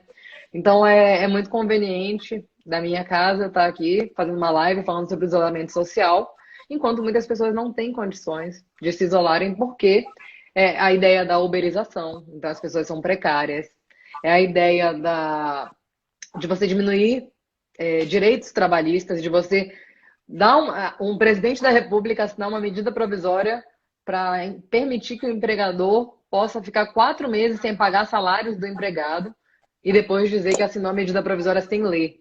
Né? É coisa que só Pois acontece no é, Brasil, né? É coisa que só pois acontece no é. Brasil. Mas isso também é um recorte que a gente tem que analisar, né? A gente tem que pensar, né? A primeira coisa que você falou, vamos lá. A primeira coisa da necropolítica. O Achille Mbembe, quando ele cria o conceito de necropolítica, algumas pessoas não gostam disso, né? Enfim, mas é só ler o Achille Mbembe e ler as referências dele. Inclusive, ler o Foucault. Né? O Foucault está falando disso. A necropolítica, ela está diretamente relacionada à ideia de neoliberalismo. E, Sim. portanto, a ideia de necropolítica ela está relacionada à teoria do valor do Marx. Porque o que eles estão pensando aqui? O que eles estão pensando aqui?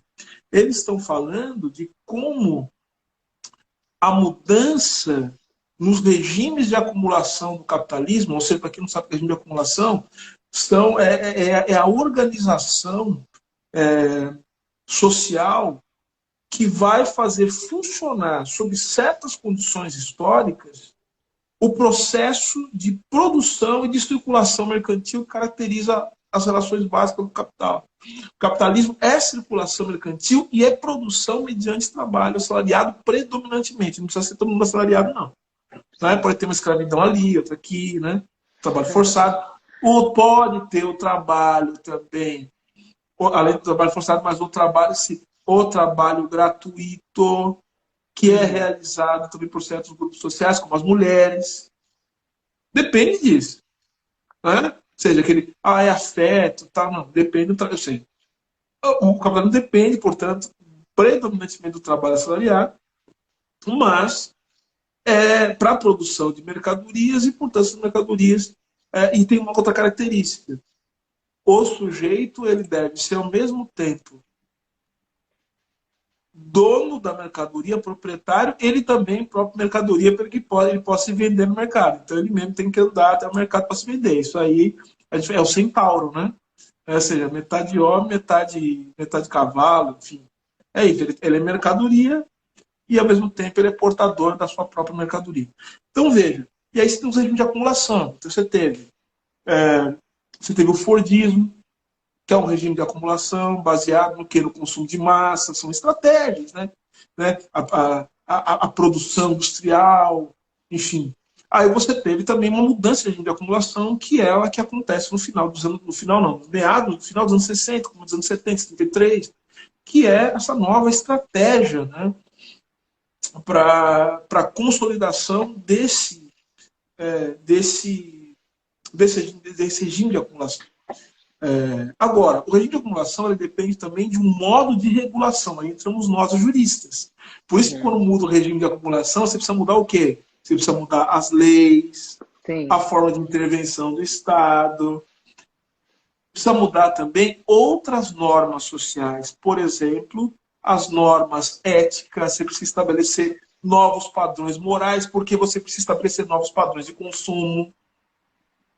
E você precisa também mudar a normatividade, ou a regularidade com que as pessoas veem o seu lugar na vida social. Por exemplo, racismo. Racismo é uma forma de regulação, que está ligado ao quê? Ao regime de acumulação, ao regime de acumulação. Então, o que o Achille Mbembe está dizendo é o seguinte: o Foucault falou de biopolítica, só que o Foucault está pensando no quê?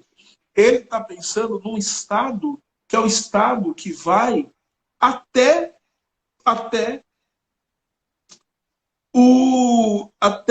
o surgimento do neoliberalismo, porque o neoliberalismo ele implica no quê? Numa mudança no modo de regulação, ele implica numa mudança também na política de sujeição dos corpos. E veja, o liberalismo, Foucault nos ensinou isso, é uma forma de governamentalidade, ou seja, é uma forma de governo, de gestão da bios, da vida. Uhum. O que faz o Fordismo? O Fordismo diz o seguinte: sabe o que é uma vida boa? Vida boa é você ter o que. Ah, isso é uma coisa que eu achei dele também se tornou na última entrevista. Ele não falou isso, mas eu fiquei pensando. O liberalismo ele implica numa nova configuração do tempo. A gente precisa ter. A gente vai subjetivar o tempo de uma outra maneira. Por exemplo, a ideia de que a gente vai nascer, a gente vai para a escola, aí depois a gente vai estudar mais ainda para ir na faculdade, vai conhecer alguém, vai casar, tal, vai ter filhinho, vai trabalhar, carteira assinada, não sei o quê, aposentadoria, compra um barco, uma vara de pescar, morre, deixa de outra coisa, entendeu? Ou seja, você tem que ter uma previsão. O tempo ele tem que fazer um sentido. Ele tem que ter etapas. E por isso que você precisa do quê? De uma forte política da BIOS, de manutenção da vida. Manutenção da vida. A gestão é isso. Você mantém a vida o máximo possível para que você tenha também o tempo da produtividade garantido. O neoliberalismo muda isso. É isso que o Achille Mbembe está falando. Por isso que eu vou falar. Porque o neoliberalismo ele implica no quê? Uma gestão da vida sob a égide do capitalismo a partir do quê? Da produção da morte. Porque não tem mais consumo de massa. Acabou. Quem tem dinheiro para comprar um celular desse? O seu deve ser ótimo também. Meu celular é muito bom. Quem tem dinheiro para comprar um negócio desse? O negócio custa uma fortuna. Todo mundo que tem. É só na nossa bolha. É você que vai criando as bolhas, né? Só na nossa bolha. Acho que todo mundo pode ter um negócio desse. A maioria das pessoas não tem internet. Assim, não é todo mundo que tem internet. Então, vejam. E aí, nesse sentido, como é que você faz com essas pessoas que não podem, sob o novo regime de acumulação, consumir aquilo que é produzido no capitalismo, que não é mais consumo de massa? Então, é necessário que a gente se conforme com o fato de que algumas pessoas não vão ter nada na vida. E essas pessoas, segundo essa lógica, elas podem morrer. Elas podem morrer, que morram. Essa é a fala do empresário. Eu falei, não tenho, que não vai comprar meu. Gente, 5, 6 mil pessoas, o sujeito é velho, usa dentadura, não vai conseguir nem mastigar o meu hambúrguer. Ele que morra. Você percebe o que está na cabeça do sujeito? Ah, não importa, aquele menino. E outra coisa, e aí vamos entrar no ponto que você colocou aqui.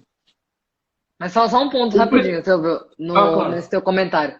Mas você percebeu que também os empresários foram fazer carreata para que os funcionários voltassem a trabalhar, né? De dentro Sim, do a carreata carro, da peste. A carreata da peste. Eles são arautos da peste. Então você percebe que tipo de mentalidade, você percebe que tipo de. Veja, não são todos, a burguesia brasileira é complexa. Não é todo mundo que está apoiando essa desgraça, não. Eu vi várias lives que falam assim, ó, não, isso aí é um absurdo e tal, porque é muito pior. Só que vejam, você tem gente que está absolutamente tá com a mente entorpecida por causa. E note, como é que você deixa uma pessoa com a mente entorpecida desse jeito? eu falei de ideologia, mas ideologia não tem ideologia sem aparelho ideológico. Você precisa criar, você precisa expor a pessoa, o indivíduo, para que ele se torne um sujeito capaz de sair numa carreata pedindo doença. Por favor, a carreata do coronavírus.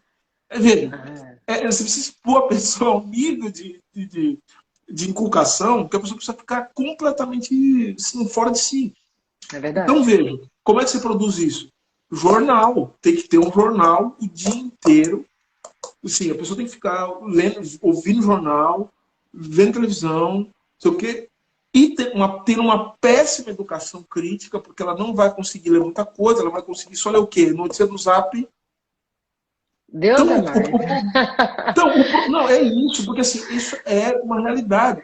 E é Então, as pessoas overdose vão de fake acreditar. news ainda, né? Ainda tem essa overdose de fake Então, a news. fake Então, news, veja, você quando recebe você recebeu uma fake news. Olha, sei lá, é possível curar o coronavírus urinando na mão e tomando cachaça. Você está rindo, você não está rindo? Você vai acreditar numa coisa dessa? com Você, certeza você, não. você vai acreditar nisso? Sabe por Mas, quê? ah, Porque você é educada. Ou seja, sabe qual é o problema? Não é fake news, o problema é a escola. é. As Mas pessoas se compram. mesmo assim, já recebi nos meus grupos de WhatsApp várias receitas da sopa de Wuhan para fazer que vai É, ficar perfeito. então, você percebe? Mas, assim, mas assim, você pode até fazer a sopinha de Wuhan e tal, vamos fazer a sopa, vamos fazer a sopinha tal, vamos fazer, sei lá, o detox do coronavírus. Mas assim, você não vai deixar de lavar a mão. Você É, com percebe? certeza. Você acha que você vai sair na rua, aí quando você chega, você fala, não, deixa eu tomar um suco detox, que daí vai matar o vírus na minha mão. Você não vai fazer um negócio desse. Então, qual que é o problema das pessoas? Mayara, é educação. Você precisa De submeter uma fato. pessoa assim a todo tipo de doideira. Você precisa ter uma péssima sistema educacional, incapaz de formar pensamento crítico. O E eu não estou nosso. falando de escola, eu não estou falando de escola no sentido de escola de criança, estou falando de faculdade mesmo. Olha os nossos colegas do direito. É, Olha, não, assim, não é todo mundo, não, gente, mas assim, olha os nossos colegas do direito. Tem os colegas Tem aqui que vários em são. Brasília, inclusive. Tem Aí vários em colegas Brasília, né? aqui. Tem vários colegas defendendo o isolamento vertical, dizendo que não precisa disso, que isso é histeria. Até hoje ainda tem o discurso da histeria, né? 1.100 pessoas morrendo por dia nos Estados Unidos, mas ainda é histeria. E o pessoal se segura aqui numa ideia de que o clima quente não vai ter Meu o mesmo Deus. efeito do que. Nossa Senhora. Tem gente se apegando nisso aí. Mas, Se infelizmente, o cara fala, sabe o que dá vontade de falar? Fala assim, faz o seguinte, entra com uma ação judicial contra o é. coronavírus. É capaz, assim, É capaz de o entrar. nível de E é capaz de loucura entrar. é capaz. Agora, só É. duas coisas que eu queria comentar com você rapidinho.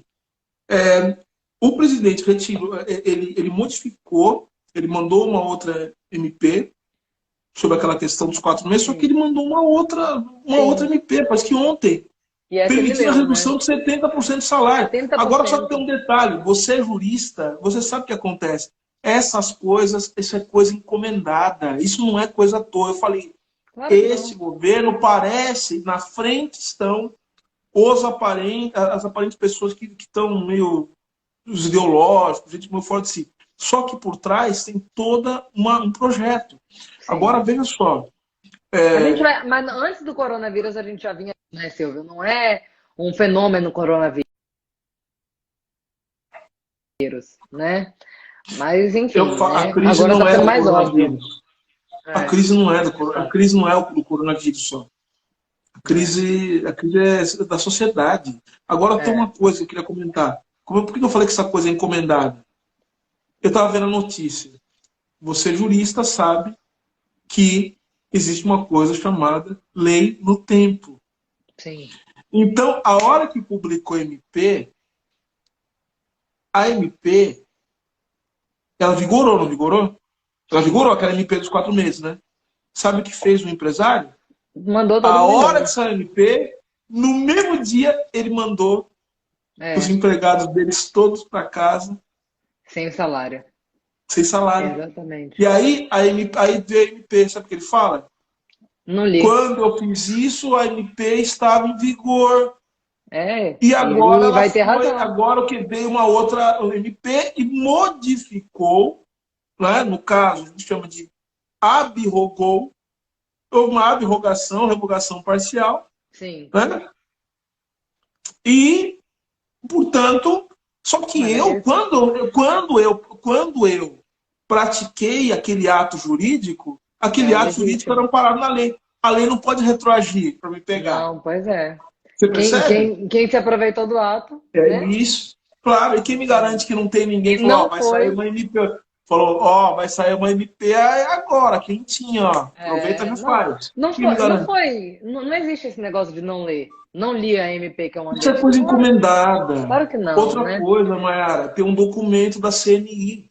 Tem um documento da CNI com propostas para o governo e que praticamente é tudo que está na MP.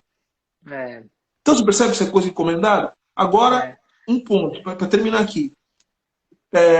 Eu me recuso a aceitar, isso eu vou falar todos os dias da minha vida, me recuso a aceitar que a gente viva num mundo que ache normal que uma pessoa possa viver como vivem os entregadores de comida e os motoristas de Uber, sem qualquer tipo de proteção social. Isso é inaceitável. É. Tem que, não é possível. Eu quero que se dane. Tem que ter vínculo empregatício, tem que ter proteção social para essas pessoas. Mas o Uber é uma plataforma. Dane-se. E num país como o nosso, né, Silvio? Não, Num não, país não como o pode existir nosso. uma coisa dessa. Não É, pode existir uma coisa dessa. Não pode é. existir uma coisa dessa. Essas pessoas, elas são diretamente afetadas por essa política do poder que desconsiderou a existência dos corpos dela, né? Então, são pessoas que são destinatárias da necropolítica direta. Assim como são as mulheres, né? As mulheres negras, que sofrem também esse impacto, porque a gente já viu, por exemplo, que no Rio de Janeiro há notícias de que aumentou em 50% os casos de violência doméstica, né? Esse empregado, esse entregador de comida, esse motorista de Uber que perdeu o emprego porque ele já era precário, ele não tem mais uma renda fixa. Aquele empregado lá da medida provisória que foi para casa com 4 meses a menos de salário, ele vai fazer o quê quando chega em casa? Vai bater na mulher, né? Exatamente. Vai encher a cara. Vai acontecer o que acontece todo final de semana já. Toda segunda-feira, a audiência de custódia é cheia de violência doméstica familiar contra a mulher. Agora, todo dia é final de semana. Então, a gente também tem que pensar nesse tipo de efeito, né? Que é muito vil para as mulheres. E para as mulheres negras, porque elas acabam sendo as mais atingidas, né? O que que você acha disso, Silvio? Acho que a gente pode Não, fazer assim, essa não, última, esses últimos apontamentos, e aí eu vou dar uma olhadinha nas perguntas aqui do pessoal para a gente poder fechar tá, nossa live. não, não, perfeito. Não, eu acho o seguinte, obviamente que o problema do coronavírus ele vai precarizando, né, cada vez mais a vida. Então, a questão do isolamento social é impossível, dadas as condições em que as pessoas vivem, né, principalmente nas comunidades, nas favelas, nas periferias. Então, às vezes, você tem 5 ou 6 pessoas jovens que precisam trabalhar como informais e que moram junto com idosos. E que muitas vezes vivem por conta da aposentadoria dessa pessoa. E que não dá conta de sustentar todo mundo. Então você precisa sair. Não tem como você isolar o idoso. Por isso que não é esse negócio de isolamento vertical. É uma idiotice sem tamanho. Porque você não tem como isolar verticalmente pessoas que vivem numa condição como essa. Da mesma maneira, esse tipo de situação, de ambiente, vai cada vez mais corroendo também a nossa saúde mental. Né? Vários psicólogos estão falando disso. E se as violências já são potenciais, elas acabam obviamente potencializando. Corrigir uma coisa que eu falei aqui. Eu troquei derrogação por abrogação. Né? Derrogação que é parcial, né? Sim, A derrogação é a revogação é total. completa, é. É isso. Tá. Eu vou passar aqui para algumas perguntas, então, tá? Que o pessoal tá. Tem muita pergunta aqui, eu vou tentar trazer algumas aqui para a gente finalizar. Vamos lá. É a pergunta do LLDO Santos, e o do Santos, eu acho. Essa ideia do sujeito matável seria aquilo que a Agamben fala em Homo Sacer? é uma releitura. Uma das coisas que o Dembe, um dos autores que o Dembe mais trabalha é justamente o Agamben, né? O George Aham. Agamben, quando ele fala do Homo sacer, ele está falando do homem sob as condições do neoliberalismo, porque o Agamben, ele também, ele vai trazer à tona o conceito de estado de exceção permanente. Então, se o estado de exceção do Carl Schmitt, ele vai chamar o estado de exceção permanente, que é justamente o modo com que o Estado vai agir sobre as condições da organização neoliberal. É isso, o Homo sacer tem uma relação direta com isso. Bacana. Ó, tem um seguidor aqui que perguntou. Essa é interessante. O Kleuber perguntou se o neoliberalismo terá o seu ritual de morte. Olha, eu, se tiver, eu quero participar. Infelizmente, eu não consigo perceber esse ritual de morte Mas, acontecendo tão mas cedo. assim, mas um ritual de morte, no sentido de que, no sentido de que a partir do momento em que ele for enterrado, o novo nascerá. O Sim, com novo certeza. nascerá um novo mundo. Não é um ritual para louvá-lo, mas um ritual para, de fato, impedir que ele retorne. É, Né? Definitivamente. Definitivamente. é difícil imaginar, né, na nossa geração uma mudança como essa, mas eu acho que o nosso papel é É, trabalhar para que isso aconteça, né? a gente não sabe se é a nossa geração, mas, assim, mas eu acho que a nossa a ideia, inclusive a gente está conversando nessa live, as lives que todo mundo só faz live hoje, né? É, Virou quase uma profissão. A nova quadra do mundo vai ser fazedor de live. Todo mundo. Agora, agora, uma coisa que a gente precisa pensar é o seguinte: a gente precisa fazer a disputa e a batalha política das ideias para que as pessoas que vão vir depois de nós peguem um mundo melhor do que esse que entregaram para a gente. porque esse que entregaram pra gente tá estragado, viu? Muito zoado. Bem zoado. Completamente. Tá bem zoado. E não tem para onde devolver, né? Pois é, vamos ter que Não ficar com é? esse mesmo. O Vitor está perguntando se você pode conceitar o que que você, o que que para você se puder pedir para ele conceituar o que para ele é ideologia, seria importante. O que que para você é ideologia? O que que você pensa como ideologia? Bem Olha, complexa essa pergunta, né? é uma pergunta complexa, porque existem várias tradições do que é ideologia. Ideologia, alguns vão dizer que é vão associar com um sistema de ideias que se apresenta ao sujeito, ele conforma a visão de mundo. Outros vão dizer que a ideologia é a inversão da realidade, a falsa consciência, né? Já outras pessoas vão dizer que, e aí com essas eu me filio, eu trabalho com as coisas de ideologia como um elemento constitutivo não apenas da racionalidade, mas também do inconsciente. Ou seja, a ideologia como aquilo que forja que forja a subjetividade. Esse processo de formação da subjetividade, do pensar e do sentir, só é possível dentro de condições que estruturem o sujeito, que criem o sujeito, ou seja, que informem o sujeito, que nutram essa subjetividade, essa forma de pensar e de sentir. Nesse Tá? contexto, o racismo Então, seria uma ideologia também. o racismo também é uma ideologia. Esse é o É, ponto. O racismo também. Não existe racismo que não seja, que não se converta numa ideologia. O é. racismo tem que ser ideologia para funcionar. Ele tem, por exemplo, ele tem que se conformar. Ele tem que conformar o sujeito de tal modo que ele admita que a raça é natural, como se a raça sempre tivesse existido e sempre existirá. O rompimento com a Exatamente. ideologia justamente é o pensamento crítico. Todo pensamento crítico, ele tem que ser, o pensamento antirracista, ele tem que ser crítico, porque ele precisa desnaturalizar a existência da raça.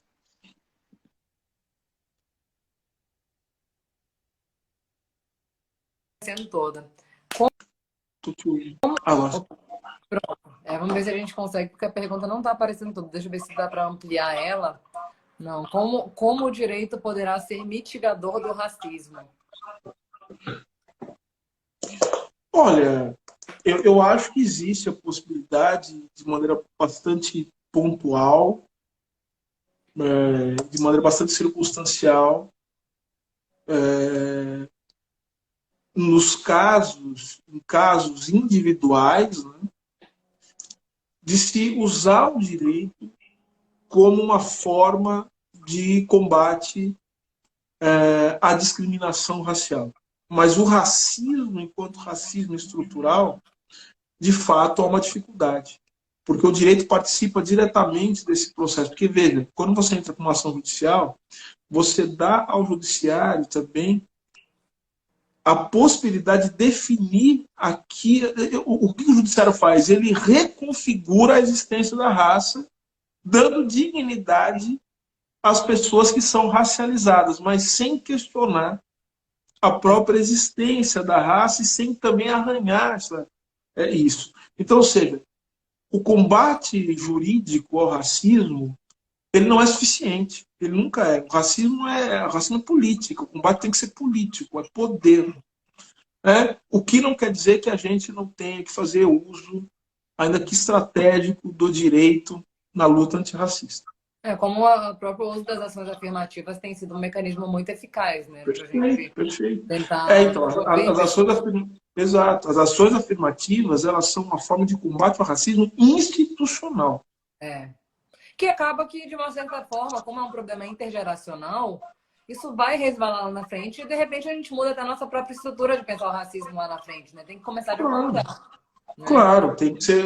Então, tudo isso é importante porque o mundo concreto é constituído dos atos concretos que os indivíduos praticam. Se a gente conseguir com que muitas pessoas mudem a sua forma de pensar, ou seja, a sua conformação ideológica e também a sua forma de agir no mundo, obviamente que isso aí isso aí produz efeitos. Caso contrário, nós não estaremos nem aqui, né? Com certeza. E nós somos o resultado da luta antirracista. Com certeza. Das gerações que nos antecederam. E é como eu te falei, estamos aqui por causa essa é uma questão que tem sido muito pautada, né, Silvia? Tanto é que eu acho que essa foi uma das nossas lives que teve mais pessoas acompanhando do começo ao fim. Por quê? Porque as pessoas estão começando a se interessar por isso. E é nesse contexto que lá no começo da nossa live eu falei pra gente fazer aquela distinção entre não ser racista e ser antirracista, né? Então você tem que promover a mudança. Não basta você só dizer, mas eu não discrimino. Ok, isso é o mínimo que você pode fazer. Você tem que promover uma forma, né? E no caso para os brancos é um pouco mais difícil, porque eles têm que se despir dos privilégios deles. E isso aí é muito difícil da pessoa querer fazer. Por isso que eu disse que o racismo não é só ideologia. Sim, com certeza. O racismo, ele tem concretude. O racismo tem materialidade. Ele se manifesta nas relações sociais. Então, como é que você desconfigura isso? Como é que você mexe com isso? Por meio de intervenção, por meio do conflito, por meio de uma posição contrária ao racismo. O racismo ele não depende que os indivíduos ajam conscientemente para que eles se reproduzam. Sim. Porque ele reproduz a própria consciência e o inconsciente dos indivíduos, que vão agir naturalizando esse processo. Então é necessário que agir ativamente, é preciso estar atento e forte, para ser antirracista. Eu vou fazer aqui mais duas perguntas, eu vou selecionar aqui com muito carinho. Essa aqui eu vou selecionar porque é algo que eu já tinha pensado em falar com você. É um participante do Big Brother polemizou a expressão negro, né? Ele inclusive, pelo que eu já andei pesquisando, ele até trouxe informações que parece que não condizem com a realidade. Eu cheguei a ver o negro vinha de nigro, que era inimigo em grego. E aí parece que eu já pesquisei e não tem nada a ver com isso. Não é. Mas tem essa polêmica, né? Mesmo, Silvio. Você deve chamar de negro, você deve chamar de preto. O censo mudou por algumas vezes como é que ele abordava a questão de identificação racial. Como é que você pode falar para o pessoal sobre essa Olha, eu falo disso, retornando a um ponto do nosso papo lá atrás. Eu acho que cada lugar, cada país, enfim, cada experiência histórica tem um modo específico de lidar com os conflitos raciais. Eles se materializam de formas diferentes. Então, por exemplo, aqui nos Estados Unidos, isso foi objeto de uma polêmica numa das minhas aulas. Inclusive, um aluno branco aqui no Brasil, uma pessoa fantástica, um querido, um amigo, né? Ele levantou a mão, ele é brasileiro, né? Assistia às aulas aqui, faz doutorado. Levantou a mão e falou assim: olha, eu queria entender o uso da palavra, né? Eles chamam de N-word, né? Que é nigger. Uhum. Nigger, né? Nigger. Queria entender N-word. Até, veja, eu estou tão condicionado que eu tenho dificuldade de falar a palavra, mesmo falando para uma brasileira, porque essa palavra é extremamente ofensiva. Sim. Extremamente ofensiva. Nem os próprios negros falam. Nós, como professores, somos treinados, inclusive os negros, a não utilizar essa palavra em nenhum contexto. Eles chamam de N-word. Uma palavra quase que proibida, né? Que foi proscrita. Esse aluno utilizou a palavra 3 vezes. Foi criando um constrangimento terrível na sala, né? Porque essa palavra está ligada a linchamentos, né? Então é muito ruim. E aí, eu expliquei para os alunos que no Brasil essa palavra não fazia o menor sentido dentro da experiência histórica brasileira. Né? Sim. E os negros aqui se chamam entre si, como nós nos chamamos, de nigga. Né? Nigga, tá? Entre os negros se chamam assim. Uhum. Agora, a palavra crioulo, que para nós é uma palavra ofensiva, aqui não faz o menor sentido. Uhum. Não faz o menor sentido. O blackface aqui tem uma outra característica, obviamente, que existe uma transposição para a realidade brasileira, mas as discussões elas são feitas de maneiras diferentes. Por que eu estou falando isso? Porque tem uma coisa que eu estou chamando isso de grammars of diaspora, gramáticas da diáspora. Existe a luta, o racismo, ele é constituído a partir da configuração socioeconômica do mundo, porque as instituições do mundo, as formas sociais, elas ganham diferentes constituições no mundo, vocês têm capitalismo no mundo inteiro, o tráfico, né, atlântico, tudo isso configurou, e a diáspora africana, tudo isso nos configurou e nos fez negros no mundo, mas de maneiras diferentes, experiências históricas distintas. Uhum. Nesse sentido, você tem na luta antirracista uma gramática diaspórica que faz, por exemplo, com que a gente, no Brasil, dê um significado muito forte na nossa luta antirracista para a noção do Black Power. Principalmente no final dos anos 70, Black Power, Black's Beautiful, tudo isso tem a ver também com a comunicação, a televisão, né? Enfim, tudo isso vai mudando. E aí, é o seguinte, a palavra negro no Brasil, aqui nos Estados Unidos não é uma palavra feia, negro, não é feia. É uma palavra old-fashioned, uma palavra que ninguém usa mais. E tem um motivo. Porque no começo do século XIX, tanto que o Du Bois, que é o maior intelectual negro de todos os tempos aqui nos Estados Unidos, né, o grande intelectual negro, um dos maiores intelectuais dos Estados Unidos, ele tem livros cujo título tem a palavra Negroes. Isso passa a mudar por conta de uma ação política do movimento negro nos Estados Unidos, Black Social Movement nos Estados Unidos, que vai colocar que vai ressaltar a ligação com a África, afro-americanos, justamente para denunciar a maneira distinta com que aquelas pessoas eram tratadas e que a ligação delas não era com um passado escravocrata, escravista dos Estados Unidos, mas era com um passado diaspórico vindo de África. Então, isso é política. Agora, no Brasil, as coisas foram diferentes, porque a estratégia do movimento negro, no final dos anos 70, foi fantástica. Sabe qual foi? Foi justamente colocar todas as pessoas que sofriam discriminação racial, não importa o tom da sua pele. Destruiu o colorismo justamente para que nós pudéssemos fazer da luta racial uma luta das maiorias no Brasil. Fazer da luta racial uma luta pelo Brasil. Juntar a luta antirracista com a luta por democracia. Então a categoria negra para nós foi fundamental. Ela funcionou como uma forma de aglutinação do movimento negro brasileiro. E que esse mesmo movimento negro brasileiro, no final dos anos 70, começo dos anos 80, criou também a estratégia de ressaltar as nossas raízes em África. Veja só, porque uma coisa não excluiu a outra. A valorização das religiões africanas, do candomblé, da umbanda, a nossa relação diaspórica, a ideia de consciência negra que vem da África do Sul, da luta antirracista na África do Sul. Então, tudo isso fez com que, para nós, a noção de negro tivesse outro significado. A gente não vai dizer, por exemplo, que é fundamental a gente falar do orgulho negro, da consciência negra. A gente vai falar que a palavra consciência negra, a palavra consciência negra é uma palavra pejorativa. Gente, as coisas mudam de sentido e ganham sentido a partir da luta política. E foi assim que nós fomos constituídos. Então não dá para cravar esse tipo de coisa, as coisas são muito fluídas. Tá? De tal sorte que é muito interessante o que o ator Babu Santana, o artista, colocou, porque nos dá a oportunidade de discutir esses termos. Sim. Discutir também como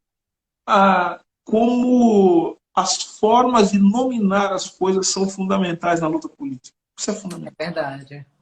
É verdade mesmo. A gente acaba categorizando de alguma forma, né? E essa é a forma que a gente categoriza. Mas aí que tá. É isso que tá.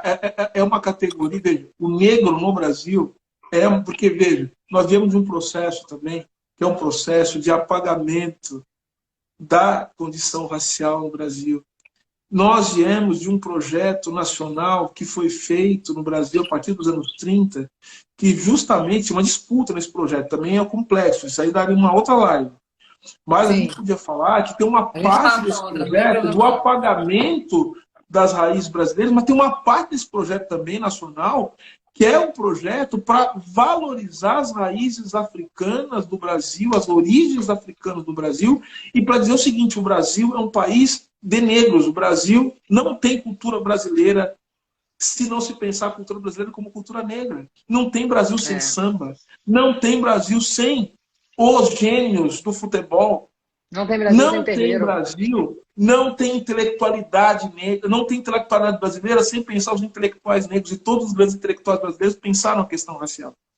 Então, perceba? Então, a gente não pode também ficar importando certas discussões sem pensar também em como o Atlântico, como também a nossa latinidade, como a mefricanidade da Lélia Gonzalez, como isso mexe profundamente com a nossa forma de ressignificação. Então, quando a gente fala assim, nós somos negros, nós estamos, portanto, ressignificando a condição negra. Você percebe? Então assim, não é uma forma, não é chapado desse jeito. Mas muito bom que o Babu Santana tenha colocado essa questão para a gente poder discutir. Não, e é muito legal porque... Não vai ficar discutindo palavras e tal. A gente tem que discutir política. Sim. Mas é muito legal porque isso gerou uma reflexão geral, né? Então, foi para a mídia, as pessoas estão comentando, então é sempre bom que esses assuntos surjam em evidência. É muito fácil apagar o negro, né? É difícil ver isso ser realmente problematizado, especialmente numa mídia, né? Como essa, ainda mais em momentos como nós vivemos hoje. Professor, foi muito boa a nossa live, né? Obrigado. Passei alguns comentários aqui do pessoal, vários comentários aqui sobre críticas, né? Comentários, o pessoal queria muito interagir, mas se eu deixasse os comentários soltos, a gente ia travar a nossa live. Mas joguei alguns comentários aí para o pessoal ir lendo, realmente são comentários muito pertinentes. Esse é um debate que sempre deve acontecer, e você é sempre muito bem-vindo aqui no nosso Instagram, As Defensoras, para quando eu quiser travar mais um debate de alto nível como esse. Foi um prazer muito grande recebê-lo aqui. Prazer todo meu, Mayara. Tudo de bom, viu? Obrigado pelo convite. Uma honra. imenso. Obrigada, pessoal. Tchau, tchau. E boa sorte aí nesses tempos agora difíceis, né? Ainda bem que aí na Carolina do Norte a coisa está controlada, mas boa sorte para vocês aí também. Fique em Obrigado, paz. querida. Tudo de bom, tá? Fica bem. Tchau, tchau. Tchau, gente. Obrigada.